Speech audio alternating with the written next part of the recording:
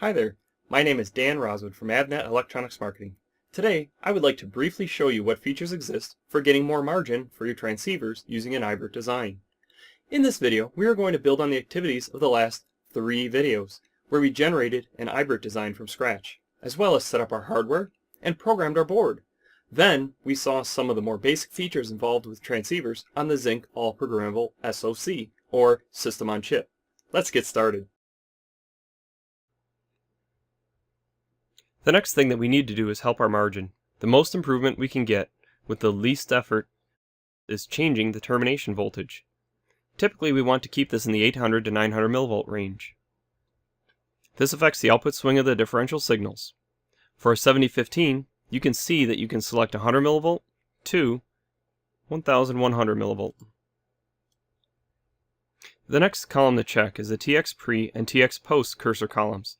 Typically, you would like to set these to as close to 0 dB as possible. These two options help reshape the signals as they pass through the transmit medium. The idea is that you can add additional signal before a high swing TX pre, or add additional signal after a high swing TX post. This helps compensate for impedance issues in your transmit medium. The Zinc All-Programmable SoC provides options to adjust the RX common mode to suit your application. Typically you do not need to change this, as we run the transceivers AC coupled. However, there are use cases where a DC coupled or other option is necessary. For more information on this, please refer to XApp 1096 as well as User Guide 476 or UG 476. Now I have saved the best for last. You have the bits column, which shows the number of bits that have transferred. Errors, which is the number of errors accumulated since last reset, and BER, which is the calculated bit error rate. You also have access to a BER reset button. You saw me demonstrate that earlier in the previous video. This will reset the calculation to allow you to dynamically change settings, but not have those induced errors affect your bit error. So as you can see, I cleared the 1 bit error from the inject that we had in the previous video. The next columns are the TX pattern and RX pattern. These are great because it allows you to tune the pattern that you are using for testing. The PRBS patterns, or pseudo-random bit streams. This means that a PRBS of 31 has a greater chance of long string of 1s than a PRBS of 7. Because the definition is 7 bits are the pattern for this pseudo-random bit stream, or 15, 23, 31. Since we're using an AC coupled system, the longer we hold 1s, the harder it is for the system to hold the pattern. This means that a PRBS of 31 is a harder pattern and puts more stress on our system. That's also the value that I would typically use for doing any sort of bit error testing in a IBERT situation. So as you can see, by selecting 1, we immediately drop link, but that's because our patterns don't match.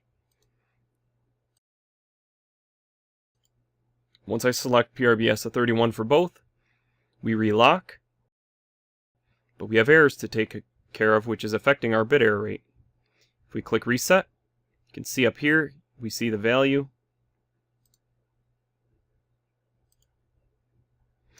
And it appears that MGT0 is struggling with a PRBS of 31. Typically, I will performance test using PRBS of 31 at a max data rate supported by the transceivers for a given chip. I'll typically watch for a bit error of e to the negative 12 or less. Depending on your data rate, this means you might need to run for 20 minutes or longer. These are only rules of thumb, as your protocol will typically dictate what is an acceptable bit error rate for your application. The last thing that I'll leave you with on this tech tip is the scan versus sweep options. And those can be found by right-clicking inside the Serial I/O Links tab. Scanning is a great built-in capability where you can perform an eye diagram.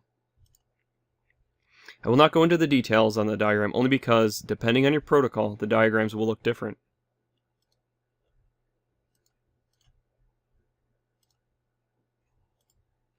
Typically, you want a nice wide eye. If you are unsure of what your eye should look like, contact the governing body for your protocol. A sweep is also great. It's a great time-saving feature provided by Vivado. In general, you configure a set of options that you would like to test against. Then you ask Vivado to run the combinations for you. The tool will automatically change the column values as well as run the scan. Then it will automatically calculate the openness of the eye. After the sweeps are complete, you can sort by the open area and view each of the scans individually. I hope this video has been helpful and has provided you with some new tools for your transceiver design. Please stay tuned for the next video in the series, Accelerating Your Transceiver Design Through the Use of Tickle. Here at Avnet, we are committed to accelerating your success through hands-on practical training and design support. Thank you. The PCIe seemed to be having some difficulty at a PRVS of 31. After some analysis, I was able to determine by using the scan option to see that I had an open area of 0. After looking at my setup, I noticed that during filming I must have knocked into the board, and it slightly tilted in the PCIe loopback adapter.